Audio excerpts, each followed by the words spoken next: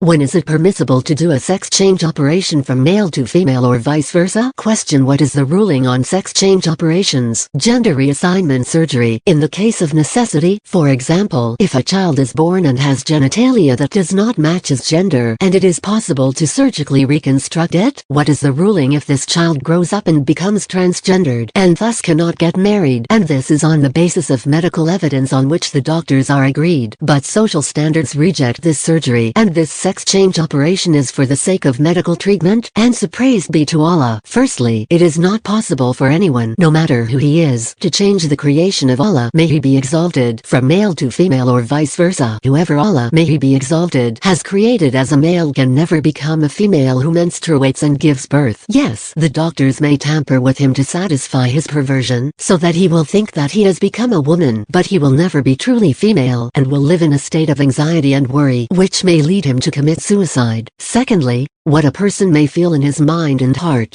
that he is of a gender other than what he appears to be to us, does not give him an excuse to change his gender. Rather, it comes under the heading of following the shaitan and changing the creation of Allah, outwardly but not truly, and those feelings do not make it permissible for him to undergo surgery or take medicines and hormones to change his outward appearance. Rather, he must be content with the decree of Allah, may he be exalted, and treat his case on the basis of faith and obedience to Allah. It is not permissible for him to make himself appear outwardly to be of a gender other than his real gender with which Allah created him, otherwise he will be committing a major sin. If this person is really female, then she will be masculinized, and if he is really male, then he will be effeminate. The surgery that is permissible in such cases is if a person was originally created male or female, but his genital organs are hidden.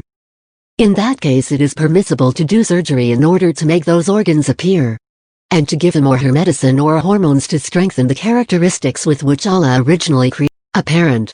Rather, we should wait until it is known what Allah, may he be exalted, will decree for this individual, which may become apparent after some time has passed.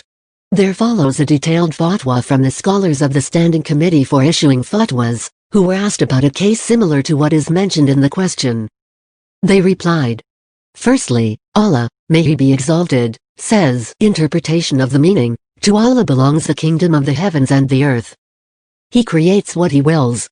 He bestows female offspring upon whom he wills, and bestows male offspring upon whom he wills. Or he bestows both males and females, and he renders barren whom he wills. Verily, he is the all-knower and is able to do all things. Ash-Shawar 42:49. So the Muslim must accept and be content with whatever Allah creates and decrees. In your case, if you are as you mentioned, that you are certain of your masculinity and that you can play the male role efficiently, even if you have not actually engaged in any sexual activity with any person, then you must preserve your masculinity and accept that which Allah has granted to you of virtue and a favorable situation. Secondly, once your masculinity is proven and established, then having surgery to turn into a female, as you think, is changing the creation of Allah, and is an expression of discontent on your part with what Allah has chosen for you, even if we assume that the surgery is going to be successful and lead to what you want of becoming female. But there is no way that it can be successful, for both males and females have their own, distinct faculties and physical makeup, the development and characteristics of which are decreed only by Allah, may he be exalted, and are not just the penis of the male or the vaginal opening of the female. Rather, the man has a complete, integrated system comprising the testicles and other organs, each of which has a special function and characteristics, and produces specific secretions and so on. Likewise, the woman has a uterus and other connected parts that work in harmony with it, and each part has its own function and characteristics, and produces specific secretions and so on. Among all of them there are connections and harmony over which none of his creation have any power of estimation, creation, control, management or preservation. Rather, all of that is under the control of Allah, the all-knowing, most wise, most high, almighty, most kind and all-aware. Therefore, the surgery that you want to do is a kind of tampering and striving for something in which there is no benefit. In fact, it may be dangerous. If it does not lead to death, then at the very least it will lead to taking away that which Allah has given you without you attaining what you want. And you will still be affected by what you have mentioned of psychological problems that you want to get rid of by means of this surgery that is bound to fail. Thirdly, if your masculinity is not established, and you only think that you are a man because of what you see in your body of outward masculine appearance, in contrast to what you feel in yourself of having feminine characteristics and an inclination towards males and being sexually attracted to them, then you should examine your situation and not go ahead with the surgery that you have mentioned. You should consult experienced specialist doctors.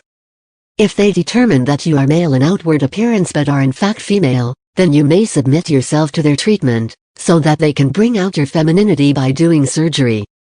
But that will not in fact be a sex change from male to female, because this will not be up to them.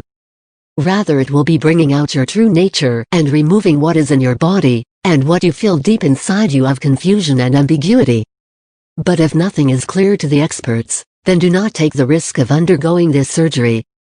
Be content with the decree of Allah and be patient with what has befallen you, seeking to please your Lord and protecting yourself against the possible consequences of doing an operation without guidance and insight concerning your condition.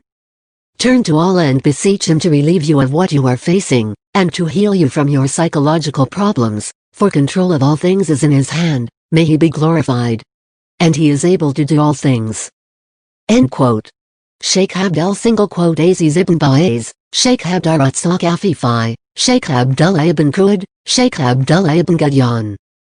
Fatawa al-Lajna ad-Da'ima 25, 45-49, and Allah knows best.